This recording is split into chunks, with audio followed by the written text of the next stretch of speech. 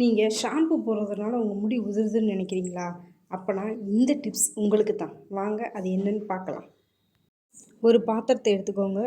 அதில் 1 டம்ளர் தண்ணி ஊற்றிக்கோங்க. அதில் கொஞ்சமாக கருவேப்பிலை சேர்த்துக்கோங்க. அது கூடவே கொஞ்சமாக வெந்தயமும் சேர்த்துக்கோங்க. இதை நல்லா கொதிக்க விடுங்க. நல்லா கொதித்து அந்த 1 டம்ளர் 1/2 டம்ளர் ஆகிறந்தடிக்கும் நல்லா கொதிக்க விடுங்க.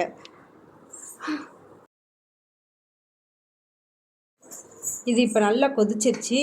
இதுக்கப்புறம் நீங்கள் ஸ்டவ்வை ஆஃப் பண்ணிடுங்க. ஸ்டவ் ஆஃப் பண்ணிட்டு ஒரு இதில் ஃபில்ட்ரு பண்ணி எடுத்துக்கோங்க.